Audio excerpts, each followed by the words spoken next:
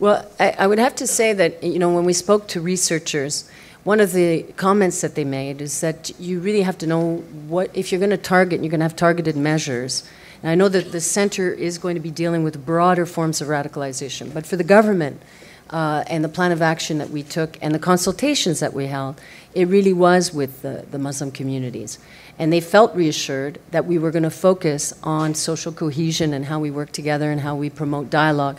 And also, and it's an important point, but we haven't talked about it yet, but there are a lot of measures that involve the Human Rights Commission. We want to make them also very responsible for being there and being part of this education around equality and fundamental rights. It's absolutely the cornerstone of a democracy. So if we want to promote democratic values, we need education in these matters.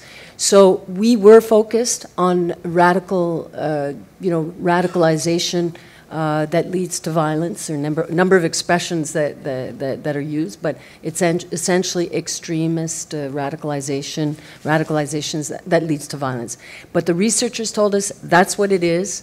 So in the particular case that we're talking about, yes, it does involve some forms of radical movement of an interpretation of Islam that is radicalized.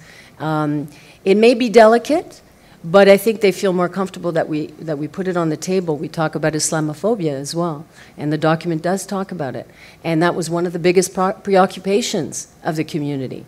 So I know that the mayor has, it's a broader form, but certainly that the measures that we talked about. However, when we talk about inclusiveness and when we talk about diversity and the action plan, my other policy and action plan that I'll be bringing this fall, that's very broad, obviously. It's about ensuring that everybody fully participates in fighting prejudice of all types. So the two plans will converge, no doubt, and the benefits of the two plans will be beneficial for everyone.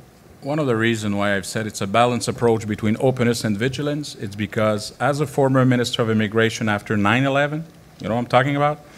I don't want to label. We got to be careful at the labeling. We got to be generous but not naive. Not naive meaning that there's different cycles of radicalization. And there's many figures, many faces up to it. So clearly, of course, when we have to face a situation, we addressed it. But we got to be very, very careful not to get out focus in the sense that if we're starting to to put some label to a certain community, well, you scrapped everything. So you got to be very careful. And that's why in their plan, they're talking about openness. We are talking also because, you know, the complexity of Montreal as a metropolis, we have about 120 different countries and talking 200 languages. So we got to be very careful. And there's many, many religion attached to it. But I'm from a place where we had street gangs. That's a form of radicalization too. So we have to address that. How can we save and help and prevent a kid to fall in a trap? Sometimes it's based on religious purposes, maybe, for some cultural, social, whatsoever. So we got to be even very careful in the message and the way that we are addressing radicalization, because you will always have some people for other purposes who will try to divide to conquer and say, oh, you're aiming at. So we need to fight Islamophobia. We need to fight anti-Semitism. We need to find any kind of intolerance and racism.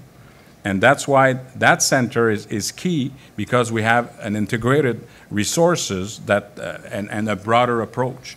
But it's localization. Think global, act local. So clearly, when we have some issues that we have to address, we have the resource to do it too.